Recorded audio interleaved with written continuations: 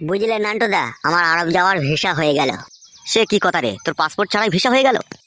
আসলে নান্টুদা, কথা হচ্ছে কি, ভিসার যে মেন অফিসটা রয়েছে না, ওখানে একটা ম্যাডাম থাকে। আর ওই ম্যাডামের সাথেই আমার অনেক দিন থেকে একটু ইটির পিটির চলছে। তো ওই ম্যাডামকে আমি সব কথা বললাম, তা ও আর কি আমার এটা কনফার্ম করে দিয়েছে। বাহ বাহ বাহ বাহ বাহ, সবসময় তো তালেই থাকিস মনে হচ্ছে তুই।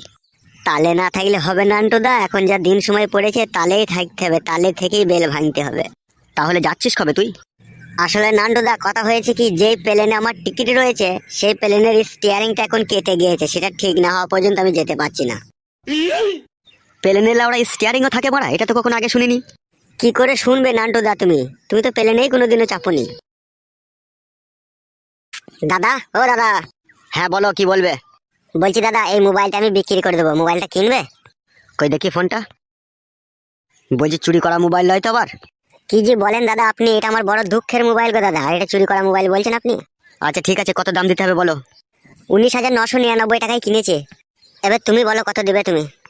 আমি আর কত দেবো? 1010 টাকা দেবো। দাদা, বিপদের সময় মোবাইলটা বিক্রি করছি গো, 10,000 টাকা দিও না, 15,000 টাকা করে দাও। না না না, আমি দিতে পারবো না। নাও না, তোমার ফোন ধরো। আচ্ছা ঠিক আছে, তাহলে 12,000 টাকা দাও দাদা। 10,000 টাকাই দেবো, দিতে হলে দাও, না দিতে হলে নিয়ে যাও। বড়া, মোবাইলটা যদি না বিক্রি করে মাগিটাকে নিয়ে পালাবো, তাহলে তো আমার কাছে টাকাও না, এখন কি করবো বড়া?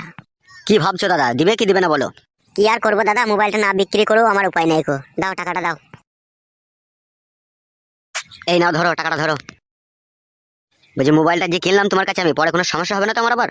কি যে বলেন দাদা আপনি, সমস্যা কিসের জন্য হবে? আপনি বিন্দাস চালান, নতুন মোবাইল, কোনো অসুবিধা নাই। আচ্ছা ঠিক আছে দাদা, তোমার বাড়িটা কোন জায়গায় একটু বলে দাও, যদি সমস্যা হয় তোমার কাছে যাবো আমি। চিটফান পাড়ার উল্টো পাড়ার খালে বাঁ দিকে গিয়ে ডান দিকে কুল গাছের গোড়াতেই আমার বাড়ি। দাদা তোমার কথাবার্তাটাতে তো মনে হচ্ছে তুমি আমার সাথে চিট করছো। তোমাদের সাথে চিট করিনি দাদা, চিট করছে আমার বইয়ের সাথে, জানি না আমার মরণের পরে কি হবে। কোনো অসুবিধা নাই গো দাদা, তোমরা মোবাইলটা বিন্দাস চালাও, ঠিক আছে? এটা আমি নিজের টাকা দিয়ে মোবাইলটা কিনে এনেছি, এখন আমি বিপদে পড়লাম তাই তোমাদেরকে বিক্রি করলাম, ওইসব নিয়ে কোনো চাপ নেই, বুঝতে পেরেছো তো দাদা? চালাও মোবাইল। ঠিক আছে, বিশ্বাস করলাম তোমাকে। তাহলে দাদা আমি এখন আসি, হ্যাঁ? আচ্ছা ঠিক আছে, যাও।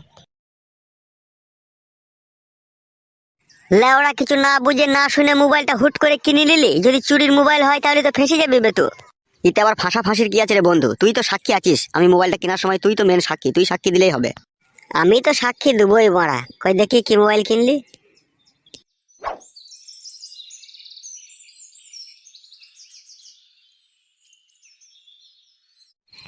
রাত্রি 8টা 9টা বাজতে গেল, কোন ঢেমনি সায়াতলায় ঢুকিয়েছে কি করে বলবো, কাদা কুকুর বেটা।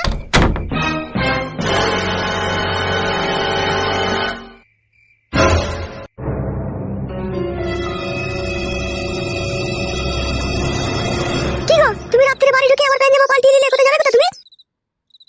শুনতে পেছো না নাকি তুমি কি বলছি আমি?